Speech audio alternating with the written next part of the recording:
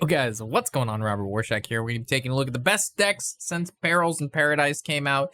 These new decks are quite insane. The power level seems to be super overwhelming, and the decks that are popping up as some of the high contenders of what are going to be the best decks we've seen so far are quite good. So for the first deck that we're going to be taking a look at is the new, or updated, I should say, self-damage Warlock. This deck got quite a few new cards in the package, one being the new Party Planner Vonya. She's a battlecry. If you've taken 8 damage on your turn, summon the Ouroboros.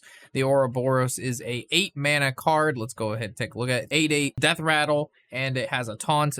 Give a minion in your hand Death Rattle, summon Ouroboros. So it's a 6 mana, summon 12/12 in stats, 8/8 taunt. And every time you play a minion and that dies, that's going to summon Ouroboros. It's just a lot of stats, a lot of value for a deck that wants to pump out a lot of stats and a lot of value very, very quickly, because you are taking a lot of damage from stuff on your turn. Stuff like Blood Treant costs health instead of mana. You're running stuff like the Maleficent Rock, attack your own hero as a 3 mana 5/6. You're running the new Fearless Flame Juggler, which is a 2 mana 1/1, gain stats equal to the damage your hero has taken this turn, which again, self-damage Warlock, you're going to be taking a lot. We run the Cursed Souvenir. It's a 2 mana, give a minion +3/+3. At the end of your turn, deal 3 damage to your hero, which is always good. The new Party Fiend, which is a 1 mana summon 2/1/1 Fell Beast, deal 3 damage to your hero, so it's a 1 mana 3/3. As you can see, there's a lot of synergy with dealing damage to your hero and then benefiting from dealing a lot of damage to your hero with stuff like Molten Giant and the Imprisoned Horror, which is again costs 1 less for each damage you've taken on your turns this game, which again is going to be a 0 mana 4/4. So all about tempo, all about playing as many things as possible. And then once you get low, you can go ahead and play Infernal, which is a 4 mana 6/6 with taunt. The stats of these guys are insane. Battle Cry set your hero's remaining health to 15, which means when you get down low, it pumps you back up, which is very, very solid. And then on the Zilly, we have your other minions have +1/+1 and then cost 1 less for each minion in play. Zilly, almost no matter how you build it, it's going to be good. But for a deck like this that wants to go wide, this one makes a lot of sense. Moving to the next deck, it's going to be my Pirate Demon Hunter we played in the Theory Crafting stream.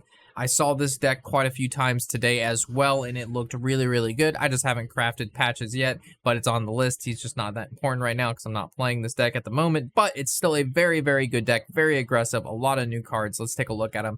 Patches the Pilot. It's a battle cry, shuffle 6 parachutes into your deck that summon a 1/1 pirate and charge when drawn. So being able to get charges that are pirates that can attack on your turn once you draw them, very, very powerful because we have a lot of pirate buffing synergies in the deck. Looking at stuff like this guy, a 1 mana 1/2, after you summon a pirate, give it and this +1 attack. Very, very solid. We have the Adrenaline Fiend. After a friendly pirate attacks, give your hero +1 attack this turn. More synergies with pirates. We have Sigil of Skydiving. It's a 2 mana at the start of your next turn. Summon 3 1/1 pilots with charge, which then synergizes stuff like the Roughhouser, which is whenever another pirate attacks, give it +1/+1. So because you can see all these cards are getting +1/+1, they're benefiting. A lot of stuff in this deck costs very little mana, so we run Paraglide, which is both players draw 3 cards, but if it's Outcast, only you draw 3 cards for 3 mana, which is super sick. We run South Sea, which gives all pirates +1/+1. Cliffside, which summons 2 1/1 pirates with charge after your hero attacks. Reopen It, which again will summon 2 more 1/1 pirates with charge. As you can see, a lot of pirates, a lot of charge, a lot of damage going to your opponent's face. Run Going Down Swinging because we can clear the board. We can also go face, and we can juice it up with the Adrenaline Fiend. We run Kanye to ignore all taunts because eventually we're going to just need to go face, and there's no reason to attack taunts when you can just attack face. And then we have Zilly again. Other minions have +1/+1 and then cost less for each minion in play. We got a lot of minions to play, so we're going to be able to give them +1/+1 and make them cost very little mana very, very quickly. We also have the deck guide on this and like us playing it. I'll add that to the description below, the deck code of this as well. It was our best deck in the Theory Crafting event, and we won like over 80% of the time. It was absurd. This deck just killed people so fast, and it's really not that expensive. It has a couple legendaries in it, but for its power level, it's absurd. Moving down to the Annoying Warrior. As I normally am always for a control deck, I love me some Control Warrior. This is going to get nerfed 100%. Zilly is going to get changed to whether it doesn't have taunt anymore or it doesn't have the elusive anymore, but The core of this deck is around just Zilliax in himself. He's a 9 mana 4/6 elusive, poisonous, reborn, taunt, divine shield, lifesteal, rush. So insane card, kills whatever he wants, heals when you kill him, has divine shield, can't die, gets resummoned, and then you run the hydration station, which again resurrects your 3 highest cost taunt minions because it has reborn. 1 Zilliax gets summoned 2 times, and then once those dies, it'll summon 3 Zilliaxes. And then from there, we go ahead and we play stuff like Fizzle, so we can put more hydration stations into our deck in the snap. Or we also run the Tide Pool Pupil, which if you cast 3 spells while holding this, discover one of them. As long as you play Hydration Station while this card is in your hand, you can discover another Hydration Station, which again is 3 more Zilliaxes. So earlier today, I think I had someone play upwards. It was like 22 Zilliaxes against me, all said and done. They won, of course, but we still put up a fight somehow. But yeah, that's the whole deck, is to make as many Zilliaxes as possible with Hydration Station, and then just outvalue your opponent, because it's all armor, all control, all field clear. And then, of course, we run the 1 chemical spill when we do have Zilliax in our hand, to be able to summon it on turn 5 if possible, but sometimes even sooner than that. And then in order to get Zilliax in our hand, we run the Tortolian Traveler, which again draws a taunt minion in your deck and it reduces it by 2. So Zilliax, for you to pay 7 mana for him if this guy draws him, or you pay 5 mana for him with the chemical spell. So the new Control Warrior deck, which is this, has 1 win condition and it's Zilliax, which, again, we're probably going to see a lot of Priests pop up in a lot of decks that can just, like, transform Zilliax into something else. The problem is you can't target this card, so he needs to be dealt with in other ways. So he can't actually be destroyed. We need to transform him or remove him from play with stuff like Armenthul and stuff like that. So really good warrior deck. It's literally impossible to win if they get the Zilliax to die, which is weird. They actually want to kill off their own Zilliax so they can just summon it a bunch more times. But yeah, so we have the Ramp Druid here, which I believe is going to be roughly the same build as the warrior deck, but it's just Druid instead. So we ramp a little bit more, and we have a little bit more of a late game with a couple new cards in it, being the Rising Waves, which is early game clear. So instead of like Warrior Brawls and Blade Storms, we run Rising Waves. We run the new Trail Mix, which is get 2 mana crystals next turn only, which allows us to ramp. New Heights increases your maximum mana by 3, gain an empty mana crystal, ramp.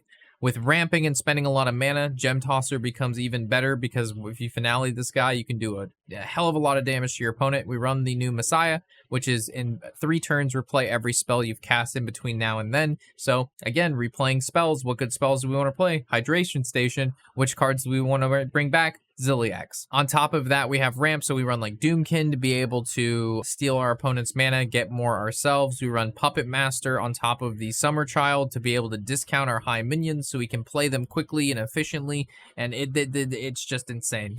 Big decks are in, and resummoning a Zilliax, that Unkilliax, is the play right now. So whether you're running that warrior deck or this druid deck, it has one plan, and it's to make a lot of Zilliax. With this druid deck, though, you do have other win conditions like the Martin. You have like Messiah with stuff like the Sleep Under the Stars, but generally you're winning because of Zilliax and they can't kill him. After that, we have the Elemental Rogue. This is the new cooking deck on the block. A lot of people playing this deck, and it's quite difficult to play it correctly, I would say. But it's seeing a lot of play right now, and the reason being is we have this new card called Lamplighter, and it's a 3 mana 3/2 battle cry. Deal 1 damage, improved by each elemental you've played this game. So it's very similar to Scar, the old elemental shaman card, but this guy can go face and he costs 3 mana. But what makes this card broken in Rogue particularly is because you can shadow step him, and at 3 mana he goes to 1 mana. And then what synergizes well with 1 mana cards? Water Dancer. So you go Water Dancer, you play him for 1 mana, then you get another one for free, and then you play that, and then you can go ahead and play like Bounce Around, and Bounce Around will bring him back for 1 mana, and then you play Water Dancer, and then you play another 1 mana, and then it summons another 0 mana, and then you're doing like, I've seen him go up to like 8 to 12 damage each, and they're all 0 mana. And I watched a warrior, if I can pull up a clip here, die from like, I don't know, a gazillion armor down to 0. And all those go back. Yes, sir, do Bob, and there we go. And then this guy is what we'd like to call him Mega Dead. This is some 2024 Hearthstone right now. This is clearly some gourmet shit. And this is, by the way, like day 2 or day 1 of the expansion, where things aren't even like finalized yet, and we're still cooking with cards. Like this is happening now, and it's not even like a stable meta. This is unstable meta with unstable decks doing very stable things. Actually insane. So yeah, that deck is this rogue deck is looking pretty scary right now. And again, there's a lot of different builds rolling around. This is the Vicious Syndicate list that they picked up. And that's going to be all of our top 5 best decks so far with the expansion. And like I said, the decks that we've seen so far are already really, really good for just being out 1 to 2 days so far. So I'm sure as time moves forward, things get even more refined and decks are going to get even better, which is quite scary. So hopefully we see some, I don't want to say buffs and nerfs soon, but like we're going to be able to tell the front runners, and then maybe in a week's time we can see some of the really cool new stuff that sees no play. Let's get it to see some play, and all the good, really crazy shit, let's tone it down a notch or 2. And then let's try to find an equilibrium that makes sense with Hearthstone. Because what I'm seeing right now is absolutely bonkers. Infinite Zilly axes? Nah, man. So enjoy, and catch you in the next video. Of course, I'm Robert Warshack, and happy whatever the hell day it is.